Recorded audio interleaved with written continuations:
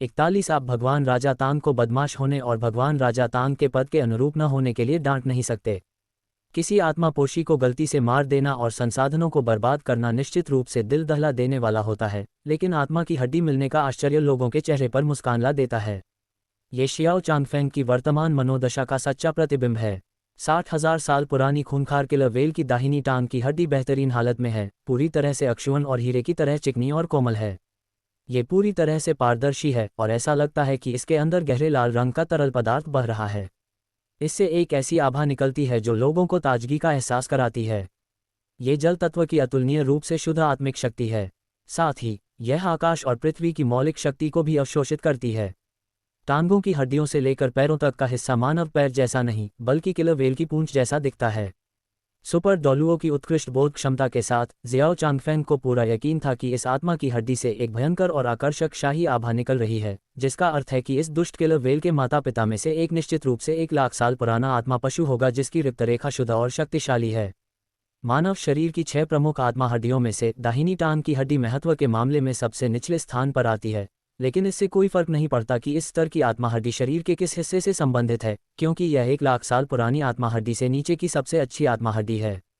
इस आत्मा अस्थि के महत्व को समझते हुए जियाओ चांगफेंग ने अपने होंठ हल्के से ऊपर उठाए, आत्मा अस्थि को जू त्यानिक्सी के पास ले जाकर मुस्कुराते हुए उसका परिचय कराया। त्यानिक्सी, यह आत्मा अस्थि उत्कृष्ट गुणवत्ता की है। दुष्ट किलर व्हेल कबीले की जातीय प्रतिभाएं भी अत्यंत शक्तिशाली हैं। उनकी आत्मा कौशल या तो मजबूत नियंत्रण या भयंकर आक्रमण हैं। वे सभी बेहतरीन विकल्प हैं।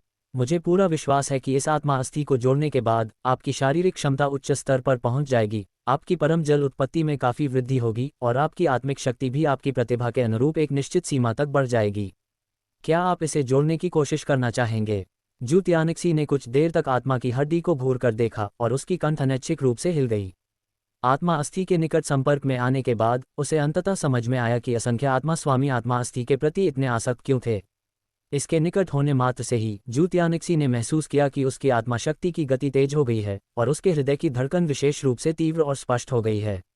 दुष्ट किलर व्हेल वंश अत्यंत प्रतिभाशाली है और आत्मा अस्थियों को अवशोषित करने के लाभ स्पष्ट हैं। यदि वे इन्हें अवशोषित कर लेते हैं तो वे आत्मा संप्रदाय स्तर के प्रतिभाशाली आत्मा गुरुओं से भयभीत नहीं होंगे और संभवतः आत्मा राजा से भी लड़ने में सक्षम हो जाएंगे। लेकिन आयु अभी भी थोड़ी कम है। 100,000 वर्ष से कम होने पर यह उपयुक्त नहीं है।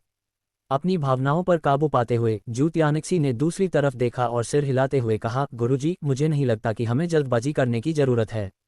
भविष्य में शायद और भी उपयुक्त आत्मा की हड्डियां मिल जाएं, इसलिए इस खजाने को कुछ समय और संभाल कर रखते हैं। अरे, लगता है आप बहुत घमंडी हैं और ऐसे अनमोल खजाने को भी तुच्छ नहीं समझते। शाओ चांगफेंग बहुत अनुभवी थे और उन्होंने जू त्यानिक्सी के सामान्य विचार को एक नज़र में ही समझ लिया। इस छोटे भतीजे की आत्मा की हड्डियों को पाने की इच्छा अन्य आत्मा स्वामी लोगों से कम नहीं थी, लेकिन उसने इस समय इनकार कर दिया। इसका सिर्फ एक ही कारण था, उसे लगा कि भविष्य में उसे इससे बेहतर कुछ मिल सकता है। जू त्यानिक्सी ने अजीब सी मुस्कान दी, फिर अपने चेहरे के भावों को सीधा किया, आत्मा की हड्डी की ओर इशारा किया और दिल से बोले। उनकी आवाज़ दमदार और प्रभावशाली थी। ऐसा नहीं है कि मैं घमंडी हूँ, बात यह है कि आप, चाचा जी और मेरे महान गुरु इतने शक्तिशाली हैं। आप लोगों के प्रयास से 1,00,000 साल पुराने आत्मा राक्षस को पकड़ना आसान हो जाना चाहिए। अगर आप जैसे बुजुर्ग मेरे सामने विशाल पर्वतों की तरह खड़े न होते तो त्यानिक्सी को ऐसे भ्रम पालने की हिम्मत कैसे हुई। मैं बहुत पहले ही इस खजाने को खुशी खुशी ग्रहण कर लेता। संक्षेप में कहूँ तो मैं लालची नहीं हूँ, बल्कि आप बेहद सक्षम हैं। मुझे आपकी शक्ति पर पूरा भरोसा है। मेरे गुरु 100,000 वर्ष पुराने आत्मा प्राणियों का नियमित शिकारी हैं और उन्हें इस क्षेत्र में व्यापक अनुभव है। ये सुनकर जियाओ चांगफेंग प्रसन्न हुए बिना नहीं रह सके और संतुष्टि से उनके होठों के कोने ऊपर की ओर मुड़ गए। ये बच्चा बोलने में बहुत अच्छा है, बहुत मिलनसार है और उसकी दृष्टि भी अच्छी है। ये देखते हुए कि वह 96वें स्तर का सुपर डोलू है, 1,00,000 साल पुराने आत्मा प्राणी के लिए उससे मिलना नरक के राजा से मिलने से कम नहीं है। उनके लिए बच निकलना नामुमकिन है। खैर, ये देखते हुए कि जू त्यानिक्सी को 100,000 साल की आत्मा की अंगूठी को अवशोषित करना शुरू करने से पहले कम से कम 7वीं अंगूठी तक पहुंचना होगा और परम मार्शल आत्मा की साधना धीमी थी, शायद उस समय तक वह 97वें स्तर का सुपर डोलू बन चुका होगा। तब तक 1,00,000 साल पुराने आत्मा पोषक को मारना मुर्गी या कुत्ते को मारने जितना आसान हो जाएगा और यहाँ तक कि खूंखार जानवर भी हिलने की हिम्मत नहीं करेंगे। ठीक है, तो फिर मास्टर अंकल उस दिन का इंतजार करेंगे जब आप 100,000 साल की स्पिरिट रिंग को आत्मसात कर लेंगे। मास्टर अंकल, निश्चित रूप से आप दोनों की मार्शल आत्माओं को पर्याप्त 100,000 साल की स्पिरिट रिंग से सुसज्जित करेंगे। अपना मन बना लेने के बाद जियाओ चांगफेंग ने आत्मा की हड्डी को एक तरफ रख दिया, जू तियानिक्सी के कंधे पर जोर से थपथपाया। उसका चेहरा उम्मीद से भरा हुआ था। जुड़वां मार्शल आत्माएं हमेशा से अद्वितीय प्रतिभा का पर्याय रही हैं। अगर मैं आपको 100,000 साल से भी अधिक पुरानी 6 आत्मा हड्डियों का पूरा सेट दे सकूं, तो वह कितना शक्तिशाली होगा। यहाँ तक कि मास्टर अंकल भी इसकी कल्पना नहीं कर सकते। हा हा हा। जू तियानिक्सी ने कुछ नहीं कहा, बस मुस्कुराया, झुककर प्रणाम किया और पालथी मारकर हवा में बैठ गया, अपनी मानसिक शक्ति का उपयोग करते हुए आंतरिक और बाहरी दुनिया को महसूस करते हुए ध्यान और अभ्यास करने लगा। शाओ चांगफेंग के शब्द उसके सीने में गर्म धाराओं की तरह बह रहे थे। उसे ऐसा महसूस हो रहा था जैसे वह सर्दियों में गर्म पानी के झरने में नहा रहा हो, शारीरिक और मानसिक दोनों रूप से आराम महसूस कर रहा हो। इस समय आप जो कुछ भी कहेंगे वह पाखंड जैसा लगेगा और आपको भविष्य में मिलने वाले पुरस्कारों के लिए तैयारी करनी चाहिए। यद्यपि देवराज तांग मनुष्य नहीं थे, फिर भी उन्हें मूल 7 राक्षसों के समान कई लाभ प्राप्त थे। तांग सान के बिना मूल 7 राक्षसों में से केवल ऑस्कर ही उपाधि प्राप्त डोलुओ के स्तर तक साधना कर पाता। बाकी या तो अपनी युद्ध क्षमता में दोष के कारण या समय से पहले ही गला घोंटकर मारे गए थे, देवता बनने की तो बात ही दूर। 6 राक्षसों में से ऑस्कर और निंग्रोनग्रांग भोजन के देवता और 9 रंगों की देवी हैं जो अपनी पहल पर उनके पास आए थे, और जियाओ वो शूरा म्यान है जो विशेष रूप से तलवार को म्यान में रखने के लिए जिम्मेदार है। ये तथ्य कि दाई, झू, माँ और अन्य 2 लोग देवता बन सके, संभवतः तांग सान के योगदान के कारण था, अन्यथा विनाश के देवता तांग सान से इतने असंतुष्ट नहीं होते। भगवान राजा तांग ने ये सब अपनी टीम की ताकत बढ़ाने के उद्देश्य से किया होगा, लेकिन वे इरादों के बजाय कार्यों के आधार पर काम करते हैं। उन्होंने लाभ तो दिए, लेकिन सभी नहीं। उनके चचेरे भाई और भाई की पत्नी किसी काम की नहीं थी, इसलिए उन्होंने उनकी मदद नहीं की। अगर वे मदद करना चाहते तो वे किसी तीसरे स्तर के देवता या पुजारी को अमरता से मा होंगजुन उनके साथ रहने का प्रबंध कर देते। बाकी देवता नए कानून प्रवर्तक तांग सान को जरूर सम्मान देते। दोहरे देवता पद से ऊपरी दुनिया में ज्यादा लोग आ सकते हैं, तो वे नए शूरा देवता को किसी रिश्तेदार को लाने से कैसे रोक सकते हैं? क्या मेरी शूरा तलवार को धमकाना गलत है? तांग सान के चाचा बाई हे, जो इतने गरीब थे कि उनका पूरा खानदान बर्बाद हो गया था, लेकिन उन्होंने तांग सान को वह बेजोड़ जिनसेंग राजा दिया जिसे उन्होंने कई वर्षों से संजो कर रखा था। तांग सान को अपने बड़े भाई यांगवुडी को जीतने में मदद की और अनजाने में शियाओवो को ठीक होने में मदद की। उन्होंने कहा कि वह बहुत क्रोधित थे। ये नेक मदद सचमुच व्यर्थ गई। यहाँ हम दुगु दादा और पोते के प्रति और अयोग्य 9 ट्रेजर्स ग्लेज्ड सेक्ट के प्रति भी अपनी सहानुभूति व्यक्त करते हैं, जो दुर्भाग्यशाली थे क्योंकि वे किसी काम के नहीं थे। लेकिन चाहे कुछ भी हो जाए, वह भगवान राजा तांग को दुष्टता के लिए डांट नहीं सकता था, जबकि वह खुद भगवान राजा तांग से भी बदतर काम कर रहा था। ये बहुत अपमानजनक होता। भला उसके जैसा समय यात्री इस तरह कैसे अपमानित हो सकता था? अगर मैं भविष्य में जियाओ चांगफेंग का कर्ज चुकाना चाहता हूं, तो मुझे कम से कम एक उच्च गुणवत्ता वाली आत्मा की हड्डी ढूंढनी होगी और बर्फ और अग्नि की इन यांग आंख में अष्टकोणीय काली बर्फ की घास को पहले से आरक्षित करना होगा। माशियाताओ का दुष्ट अग्नि फीनिक्स ज्वालाशील गोंद खाने के बाद परम अग्नि में शुद्ध हो सकता है, और शियाओ चांगफेंग का बर्फ क्रिस्टल फीनिक्स स्वाभाविक रूप से परम बर्फ में विकसित हो सकता है। जहां तक ईश्वर के सिंहासन का सवाल है, टाइटन स्नो डेमन किंग ने कहा कि उसके अंदर हिम देवता का रक्त है। मुझे नहीं पता कि हिम देवता देवलोक में हैं या नहीं, लेकिन अगर वे नहीं भी हैं, तो भी यह मा होंगजुन के फीनिक्स देव पद के कारण ही होगा। वैसे भी उसके लिए देवलोक में अकेले रहकर सारा दिन ज्वालामुखी में लीन रहना व्यर्थ है। उसके लिए बेहतर यही होगा कि वह देवपद त्याग दे और ब्रह्मांड में विचरण करने निकल जाए। उसके विचार आकाश से भी परे फैल गए और जू तियानिक्सी ने देवता बनने के बारे में सोचना शुरू कर दिया।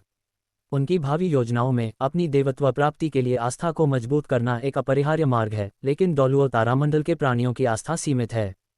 सागर देवता को यह मार्ग खोजने में हजारों वर्ष लगे।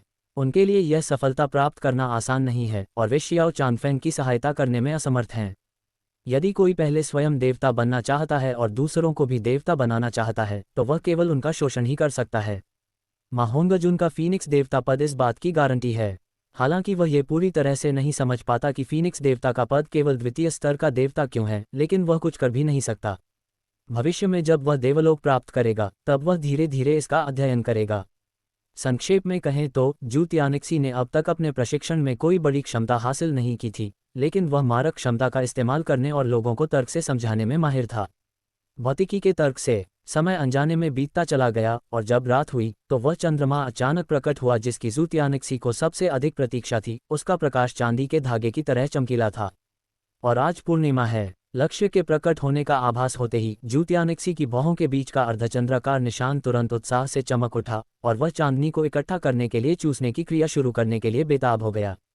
पिछली बार की तुलना में जब वह चांदनी को धीरे धीरे थोड़ा थोड़ा करके सोख रहा था, इस बार जू तियानिक्सी की गति कहीं अधिक तेज थी। उसकी भौहों के बीच से आत्मा और मानसिक शक्ति के मिश्रण से बना एक चांदनी सफ़ेद भंवर निकला जो सक्रिय रूप से चांदनी को अपने भीतर समाहित कर रहा था। जू तियानिक्सी के आसपास के कई वर्ग मीटर के क्षेत्र में फैली चांदनी तेजी से समाहित हो गई और चांदनी की किरणें दृश्य प्रकाश में एकत्रित होकर जू तियानिक्सी की भौहों की ओर तेजी से बढ़ीं। हुआनयू शुवानटोंग सक्रिय हो गया और जू तियानिक्सी के सिर के पीछे अंडे के आकार का चंद्र प्रभामंडल आश्चर्यजनक गति से बढ़ने लगा। मानसिक शक्ति के अनगिनत सूक्ष्म धागों ने आधे घंटे के भीतर एक चंद्रमा की आकृति बना दी। चांद में नीली और काली रोशनी बारी बारी से चमक रही थी और गरज और बारिश की आवाज़ सुनाई दे रही थी। शाओ चांगफेंग की आंखों में हैरानी का भाव झलक रहा था और वह डरा हुआ भी था। जू तियानिक्सी के अभ्यास को सुगम बनाने के लिए उन्होंने विशेष रूप से जू तियानिक्सी के लिए एक मंच बनवाया और उपकरण खरीदे जो उनके लिए सबसे उपयुक्त अभ्यास वातावरण था। हालांकि मंच पर अभ्यास करने की तुलना में अब जू तियानिक्सी की गति 3 गुना से भी अधिक तेज थी। तियानिक्सी की आध्यात्मिक शक्ति कई आत्मा राजाओं से कहीं अधिक है और आत्मा सम्राटों के स्तर के करीब है। ऐसा लगता है कि उस आत्मा वलय को आत्मसात करने से उसे अनगिनत लाभ मिले हैं। यहाँ तक कि चांदनी को निगलने की उसकी गति भी तेजी से बढ़ी है। मुझे लगता है कि उसने गहरे समुद्र के चांदी के दानव वेल की जल अवशोषित करने की प्रतिभा विरासत में पाई है। कुछ ही समय बाद एक वृद्ध लेकिन बलवान व्यक्ति जियाओ चांगफेंग के पास आया। उसकी आंखें चमक रही थीं और उसने सम्मानपूर्वक जियाओ चांगफेंग को प्रणाम किया। शाओ चांगफेंग ने अपना सिर घुमाकर युए लाओ की ओर देखा और मुस्कुराते हुए 30,000 साल पुरानी दुष्ट किलर वेल की खोपड़ी निकाली और कहा, अच्छा हुआ कि यह सफल हो गई, इसे भी अवशोषित कर लो। युए लाओ भयभीत हो गया, उसके हाथों से धुंधली आकृतियां बन गईं और वह स्पष्ट रूप से बोला, महाराज बिंगफेंग, मैं ऐसी आत्मा अस्थि को अवशोषित करने के योग्य कैसे हो सकता हूँ? आपको मुझ पर ऐसा अनमोल खजाना बर्बाद नहीं करना चाहिए। भले ही युवा स्वामी इसका उपयोग न कर सकें, आप कर सकते हैं, आप कर सकते हैं। जब उसने आत्मा की हड्डी देखी तो सबसे पहले उसके मन में जू तियानिक्सी का ख्याल आया, लेकिन फिर उसने दोबारा सोचा, हिम फीनिक्स महाराज ने इस पर बहुत पहले विचार किया होगा और युवा स्वामी को शायद इसकी आवश्यकता नहीं होगी। हड़बड़ी में उसने इस आत्मा की हड्डी को एक उच्च स्तरीय आत्मा मार्गदर्शक बनाने और इसे पीढ़ी दर पीढ़ी सौंपने के बारे में सोचा, लेकिन उसका दिमाग सुन्न हो गया और वह ये बात कह नहीं सका। वह ऐसी चीज़ नहीं बना सकता। शाओ चांगफेंग ने उस सीधे सादे और कुछ हद तक मनमोहक बूढ़े व्यक्ति को देखा और मन ही मन संतुष्ट महसूस किया। उसने युए लाओ को बोलने से रोकने के लिए हाथ उठाया और उसकी आंखों में एक ऐसी शांति थी जो दर्पण की तरह गहरी थी। तुम्हें यह आत्मा की हड्डी देने का विचार मेरा नहीं है, ये तियानिक्सी का विचार है। युए लाओ के चेहरे पर दिख रही जटिल भावनाएं अचानक जम गईं और उसकी धसी हुई आंखों में आंसू भर आए। एक प्राचीन भिक्षु की तरह अपनी साधना में तल्लीन होकर ध्यान कर रहे जू तियानिक्सी को कृतज्ञता भरी नजरों से देखते हुए यू लाओ स्वयं को धीरे से रोने से रोक नहीं सकी। ये बूढ़ा सेवक युवा स्वामी को धन्यवाद देता है और हिम फीनिक्स महामहिम को भी धन्यवाद देता है। शाओ चांगफेंग ने मुस्कुराते हुए धीरे से सिर हिलाया और जू तियानिक्सी को स्नेह से देखते हुए कहा, मुख्य भूमि पर हालात जल्द ही बदलेंगे। मुझे लगता है कि तियानिक्सी ही मुख्य भूमि को प्रभावित करने वाला देश होगा और हम सब इसके साक्षी बनेंगे और एक बेहतर भविष्य की शुरुआत करेंगे। मुझे ऐसी युवा पीढ़ी पाकर बहुत खुशी है। 42 अजीब गोलियां, दुष्ट आत्मा के सरगना हत्यारे समूह का पीछा करने का मिशन। तारे गति करते हैं, सूर्य और चंद्रमा बदलते हैं और एक नया दिन आता है। जू तियानिक्सी रात भर की ध्यान साधना से बाहर आया, सुबह के सूरज की ओर मुंह करके खड़ा हुआ और शियाओ चांगफेंग और ओल्ड यू पर धीरे से मुस्कुराया। उसकी मुस्कान उज्ज्वल और ऊर्जावान थी।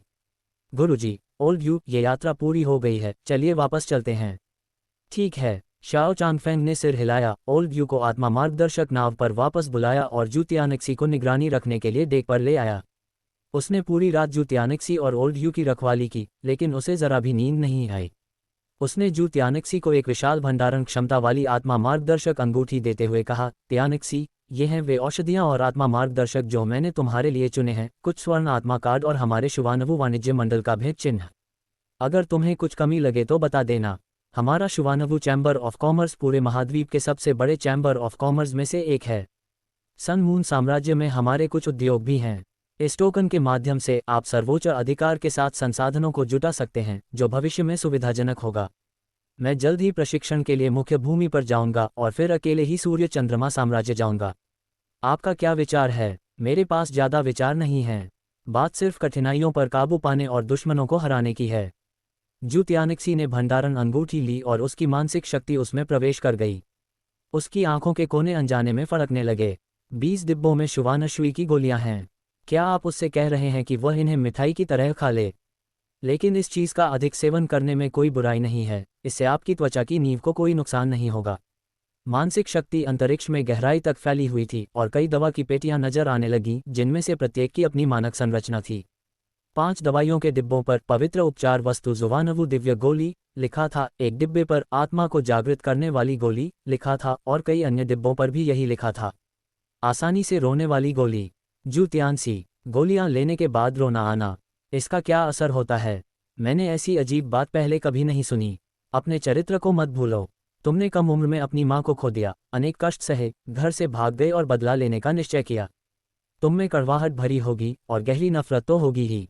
जब तुम सूर्य चंद्रमा साम्राज्य के लोगों से मिलोगे तो अतीत के बारे में बात करते हुए तुम्हारी आंखों से आंसू अवश्य बहेंगे।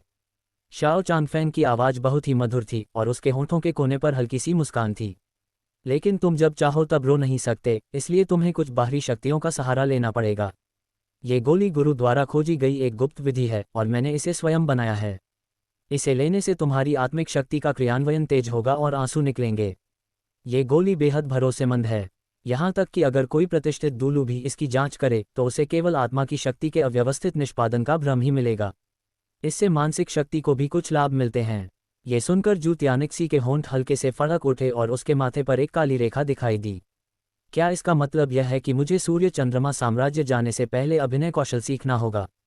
डॉलुओ ग्रैंड स्टेज, अगर कोई नाटक हो तो आना। ये वसंत उत्सव समारोह में एक नाटक की तरह था जिसे दर्शकों को हंसाने के लिए बनाया गया था, लेकिन एक अभिनेता के रूप में उनके लिए यह मुश्किल था। जू त्यानिक्सी ने सिरदर्द से परेशान होकर अपनी भौहें मलते हुए भावुक होकर कहा, गुरुजी, आप सचमुच विचारशील हैं। प्रशंसा के लिए धन्यवाद। एक बड़े के रूप में मुझे, शियाओ चांगफेंग को, युवा पीढ़ी के बारे में सब कुछ सोचना चाहिए। मैं आपको आधे महीने के भीतर उस दुष्ट आत्मा स्वामी के बारे में जानकारी भी दे दूंगा जिसके बारे में आपने पूछा था। आने वाले समय में आपको अपनी सफलता के बाद बढ़ी हुई शक्ति से परिचित होना चाहिए और बिजली के गुण वाली आत्मा शक्ति का उपयोग करने के कौशल का अभ्यास करने का प्रयास करना चाहिए। यदि आप इसमें महारत हासिल कर लेते हैं तो आपकी युद्ध क्षमता निश्चित रूप से उच्च स्तर पर पहुंच जाएगी। शाओ चांगफेंग अपने हाथों को पीठ के पीछे रखकर हवा की ओर मुंह करके सीधे आगे की ओर देख रहा था और उसने अपने चेहरे के भावों को बदले बिना जू त्यानिक्सी की प्रशंसा को स्वीकार कर लिया। वह बहुत ही सहज और आरामदेह लग रहा था। जू त्यानिक्सी ने अपने हाथों से अपना चेहरा ढक लिया, ये सोचते हुए कि यह चाचा जी भी एक छिपे हुए आकर्षक व्यक्ति थे और शायद वे युवावस्था में एक लापरवाह और सहज स्वभाव के व्यक्ति रहे होंगे। जू सांशी के उस घृणित रूप के बारे में फिर से सोचते हुए जू त्यानिक्सी को लगा कि शुवानमिंग संप्रदाय में कोई न कोई अपराधी जरूर होगा जिसने पूरे संप्रदाय के वातावरण को दूषित कर दिया है, जिसके कारण ऊपरी और निचली दोनों किरणें टेढ़ी हो गई हैं। और यह व्यक्ति शायद, संभवतः, महान गुरु जू शियाओयुन नहीं होना चाहिए, है ना? 1 माह बाद चंद्रमा अवलोकन प्लेटफॉर्म के कृत्रिम प्रशिक्षण वातावरण में बाधा को तोड़कर अंदर घुसे जू त्यानिक्सी ने ओल्ड व्यू से वांछित आदेश लिया और थोड़ा भौहें सिकुड़ी। स्टार लुओ साम्राज्य adventurer guild mission Mingdu great forest के बाहर व्यापारिक यात्रियों और छोटी आत्मा शिकारी टीमों पर साल भर हमला करने वाले घृणित दानव आत्मा हत्यारे समूह को ढूंढें और नष्ट करें। खुफिया जानकारी का सारांश। घृणित राक्षसी आत्माओं नामक हत्यारे गिरोह का सरगना एक दुष्ट आत्मा स्वामी होने का संदेह है जो स्वयं को घृणा का दूत कहता है। 6 महीने पहले हुए एक युद्ध में उसने अपनी उच्च स्तरीय आत्मा स्वामी साधना का प्रदर्शन किया। एक आत्मा राजा और 2 आत्मा स्वामियों के हमलों को सहन किया और बिना किसी चोट के पीछे हट गया, यहाँ तक कि बदले में एक व्यक्ति को मार भी डाला। उसकी रक्षा शक्ति अत्यंत प्रबल है। उसके अधीन 6 दानव आत्मा योद्धा हैं जिनकी साधना का स्तर उच्च स्तरीय आत्मा स्वामी से लेकर निम्न स्तरीय आत्मा संप्रदाय तक है। उनकी युद्ध आत्माओं में आध्यात्मिक गुण हैं और वे मायाजाल और हत्याओं में निपुण हैं, जो अत्यंत विचित्र है। इसके अलावा इस हत्यारे समूह में दर्जनों आत्मा स्वामी और 200 से अधिक क्रूर कसाई शामिल हैं। वे छिपने और युद्ध क्षेत्र बदलने में माहिर हैं। साहसी लोगों, कृपया इस मिशन को शुरू करने से पहले अच्छी तरह सोच विचार कर लें। सुझाव: 3 या 2 से अधिक सोल किंग मास्टर्स को टीम का नेतृत्व करने दें। एक तेज चाकू से घातक अचानक हमला करें और बिजली की गति से हत्यारे समूह का सफाया कर दें। कार्य पूरा होने के बाद साहसी व्यक्ति हत्यारे समूह के सदस्यों के महत्वपूर्ण सबूतों का उपयोग करके ये साबित कर सकता है कि उसने कार्य पूरा कर लिया है और स्वर्ण आत्मा सिक्के का पुरस्कार प्राप्त करने के लिए एडवेंचरर्स गिल्ड कार्यालय में आ सकता है। तीनों साम्राज्यों के अधिकांश कुलीन लोग इसमें शामिल हैं और तीनों साम्राज्यों के शाही परिवार ही एडवेंचरर्स गिल्ड के रखरखाव का जिम्मा संभालते हैं, जो दुनिया भर के सोल मास्टर्स को इनाम देता है। चाचा मालिक तो लक्ष्य ढूंढने में बहुत तेज हैं। एडवेंचरर्स गिल्ड की प्रकृति के बारे में सोचते हुए जूतियानिक्सी ने गंभीर भाव से सिर हिलाया। मूल उपन्यास में शिंगलुओ सम्राट जू जियावेई अत्यंत धूर्त था और उसने हिम सम्राट के भ्रूण की 150 मिलियन स्वर्ण आत्मा सिक्कों की उच्च कीमत पर नीलामी की, जिससे मिंगदेतांग में भारी तबाही मच गई। इसके बाद उसने साहसिक संघ में हिम सम्राट के भ्रूण को छीनने का कार्य सौंपा, जिसका इनाम 100 मिलियन स्वर्ण आत्मा सिक्कों तक था, और इस प्रकार उसने 50 मिलियन स्वर्ण आत्मा सिक्कों का लाभ कमाया। बॉडी सेक्ट के 2 सोल डॉलू ने सेक्ट की ओर से मिशन स्वीकार किया। फिर मिंगडे हॉल में पहला संकट आया। डुबूसी ने भीड़ का नेतृत्व करते हुए मिंगडे हॉल में अराजकता फैलाई। हुओ युहाओ ने स्थिति का फायदा उठाते हुए जिंग होंगचेन द्वारा शोध किए जा रहे नंबर 0 मेचा को चुरा लिया, जिससे जिंग होंगचेन रोने लगा। इस तरह का संचार मंच स्थापित करने में सक्षम एकमात्र शक्तियां तीनों साम्राज्यों के शाही परिवार और शीर्ष कुलीन वर्ग हैं। श्रेक अकादमी के कई निगरानी मिशन भी इसी से उत्पन्न होते हैं। दूसरे शब्दों में, भाड़े के सैनिकों का एक संघ। बूढ़े यू ने सम्मानपूर्वक जूतियानिक्सी के सामने खड़े होकर उन्हें हरे रंग के वस्त्र पहने एक अधेड़ उम्र के व्यक्ति से मिलवाया, जिसका स्वभाव कुछ हद तक उदास था। युवा स्वामी, ये वह रक्षक है जिसे हिम फीनिक्स ने इस प्रशिक्षण के दौरान आपके लिए नियुक्त किया है। इसके पास 78 स्तर की नियंत्रण प्रकार की युद्ध आत्मा शेंग जिसेन है और यह शीर्ष स्तर की पादप प्रकार की युद्ध आत्मा एज्योर घोस्ट वाइन से युक्त है। आसमानी नीली भूतलता, मेरा एक साहसिक अनुमान है। क्या ऐसा हो सकता है कि वरिष्ठ जिसेन की युद्ध शक्ति आसमानी नीली लता से ही उत्पन्न हुई हो? जूतियानिक्सी उछल पड़ी और उदास स्वभाव और सफ़ेद बालों वाले जिसेन को एक सौम्य मुस्कान दी। युवा स्वामी वास्तव में अच्छी तरह से जानकार हैं। मेरी युद्ध क्षमता एज्योर आईवी के उत्परिवर्तन से उत्पन्न हुई है। जिसेन ने जूतियानिक्सी का औपचारिक अभिवादन किया। उनकी धीमी आवाज़ सम्मान से भरी हुई थी और उनका हावभाव बहुत ही विनम्र था। जूतियानिक्सी हैरान दिख रहा था। भले ही वह उच्च कोटि का था, लेकिन ऐसा लगता था कि वह सोल डॉलुओं के स्तर के करीब साधना स्तर वाले सोल सेंट को इतना सम्मान नहीं दे सकता था, है ना? इतनी ताकतवर शख्सियत किसी भी सेना की रीढ़ की हड्डी होती है। क्या ऐसा हो सकता है कि उसने अपनी स्थिति को कमा का हो? युवा स्वामी, आश्चर्यचकित न हो। अतीत में हिम फीनिक्स ने मेरी जान बचाई थी और मुझे साधना सिखाई थी। जिसेन का जीवन हिम फीनिक्स का प्रिय है। आप हिम फीनिक्स के प्रिय व्यक्ति हैं, इसलिए जिसेन अपनी मृत्यु तक आपकी सेवा करेगा। ये शब्द कहते समय जिसेन की आंखें नम थीं, मानो वह अतीत की किसी अविस्मरणीय घटना को याद कर रहा हो। ऐसा लगता है कि वह एक दिलचस्प कहानी वाला व्यक्ति है। जूतियानिक्सी के मन में कुछ विचार थे, लेकिन उसने उन्हें अपने चेहरे पर जाहिर नहीं होने दिया। वह उन दोनों को लेकर शियाओ चांगफेंग को विदाई देने गया। हनहाई शहर बंदरगाह। शाओ चांगफेंग अपने हाथ पीठ पर बांधकर किनारे पर खड़ा था। अचानक वह मुड़ा और मुस्कुराया। समुद्र की हवा से उसके कानों के पास बालों की कुछ लंटें उड़ गईं, जिससे वह आकर्षक और बेफिक्र लग रहा था। आ रहा, खैर, इस दौरान मास्टर अंकल ने मेरा बहुत अच्छे से ख्याल रखा है।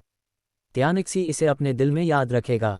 जू त्यानिक्सी शियाओ चांगफेंग के पास गए और कृतज्ञता व्यक्त करने के लिए गहराई से झुककर 90 डिग्री का प्रणाम किया।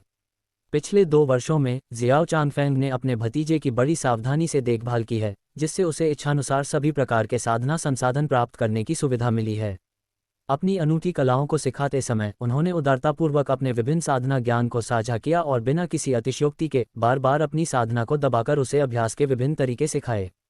आत्मा की हड्डियों जैसे खजाने से निपटते समय भी उन्होंने जू त्यानिक्सी को पर्याप्त सम्मान दिया और उनका सौम्य स्वभाव और व्यक्तिगत आकर्षण उनके हर कार्य में प्रकट हुआ। माता पिता और बच्चों का सामना करते समय भी ऐसे बहुत कम लोग होते हैं जो ऐसा कर सकते हैं, जो जू त्यानिक्सी के गंभीर सम्मान के योग्य है। शाओ चांगफेंग ने हाथ बढ़ाकर जू त्यानिक्सी को उठने में मदद की, फिर ऊपर देखकर उसके कंधे पर थपथपाया। उसकी आंखें, जो एक तालाब की तरह गहरी थीं, साफ और चमकदार थीं। जाने से पहले मास्टर अंकल आपको एक आखिरी उपहार देंगे। घबराए मत और आराम कीजिए। मामा जी ने जो कहा था उसे याद रखो। एक अच्छे आदमी को दुनिया के कोने कोने की यात्रा करनी चाहिए। सभी हरे पहाड़ एक जैसे होते हैं। नीली लहरों में भटकने से वीर भावना कभी क्षीण नहीं होती। ये कहते ही शियाओ चांगफेंग की आंखों में नीली रोशनी चमक उठी और जू त्यानिक्सी अचानक जमीन से उठ खड़ा हुआ। उसके चेहरे पर आश्चर्य के भाव थे, लेकिन घबराहट नहीं।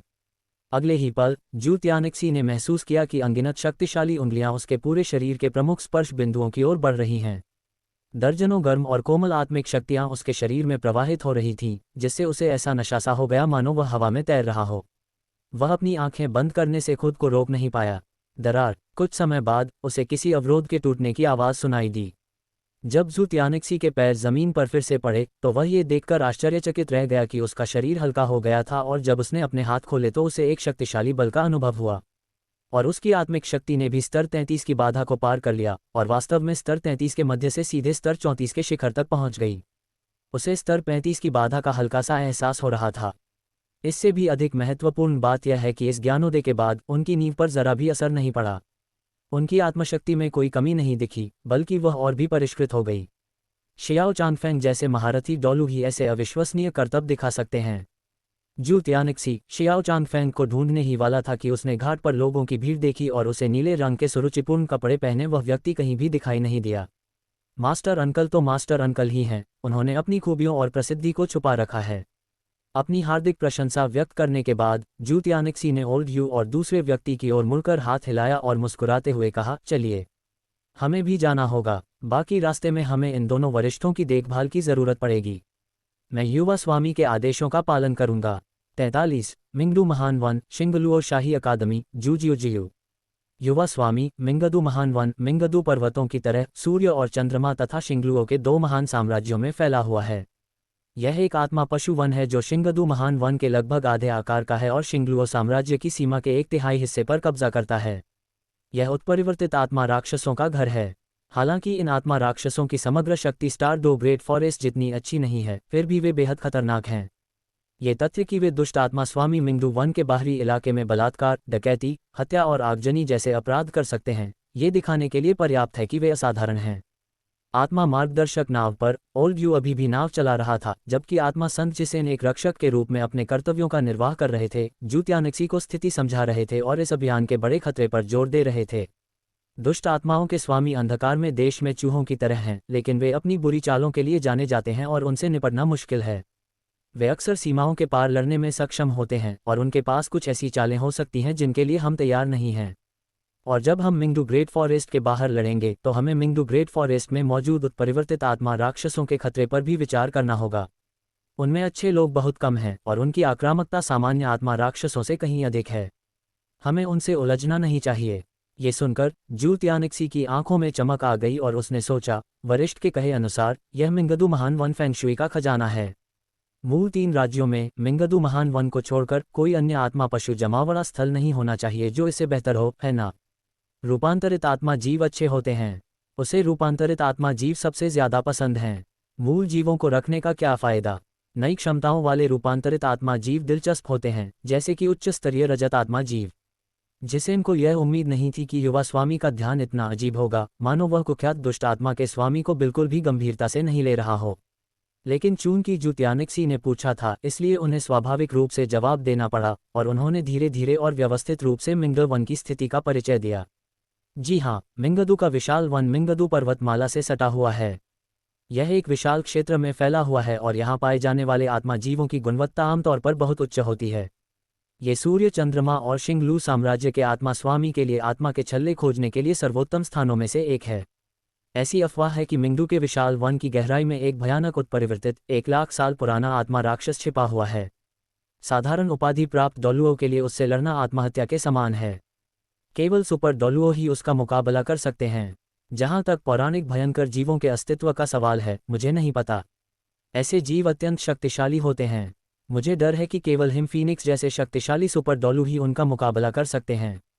मुझे आश्चर्य है कि क्या कोई चांदी के रंग के शक्तिशाली आत्मा पात्र या शक्तिशाली आध्यात्मिक आत्मा पात्र हैं। चंद्रमा जैसे तारों से संबंधित आत्मा पात्र भी ठीक रहेंगे? जू त्यानिक्सी ने उत्साह से पूछा।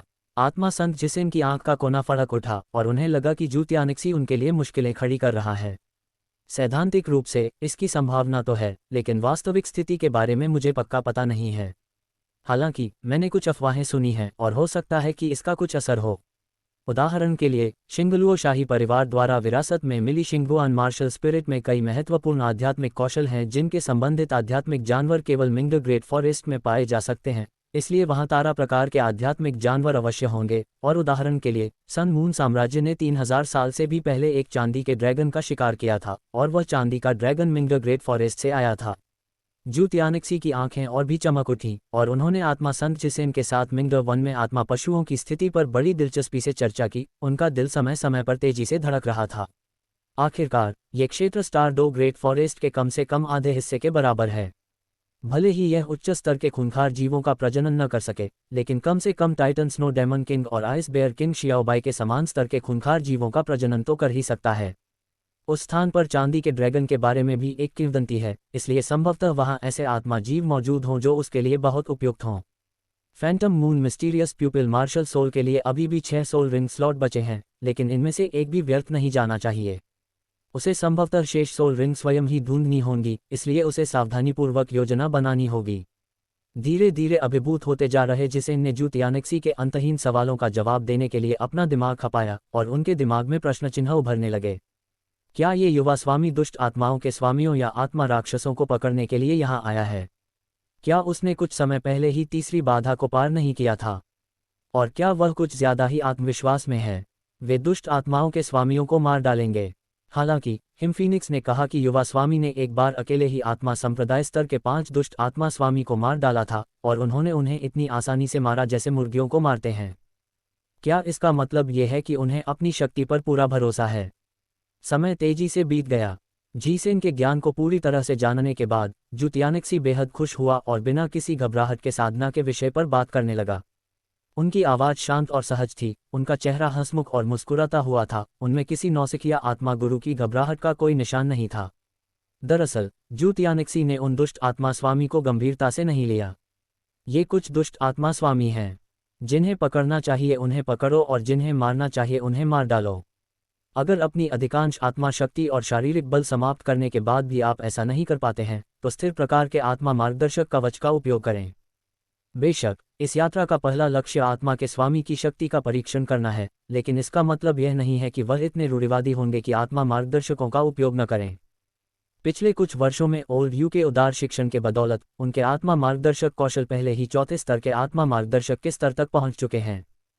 चौथे स्तर के स्थिर प्रकार के आत्मा निर्देशित तोप के गोले, जो पहले केवल आयात किए जा सकते थे, अब पर्याप्त कच्चा माल और समय मिलने पर हाथ से बनाए जा सकते हैं। जियाओ चानफेंग ने अपने द्वारा बनाए गए चौथे स्तर के स्थिर प्रकार के आत्मा निर्देशित तोप के गोलों को ब्लैक मार्केट में बेचकर बहुत सारे सोने के आत्मा सिक्के कमाए, जिस कारण से वह सोल मास्टर स्तर तक पहुंचने से पहले 5वें स्तर का सोल गाइड नहीं बना सका। वह यह नहीं था कि वह 5वें स्तर की कोर मैजिक एरे नहीं बना सकता था, बल्कि इसलिए था कि उसकी आत्मा की शक्ति उसे अकेले 5वें स्तर के सोल गाइड के निर्माण को पूरा करने की अनुमति नहीं देती थी।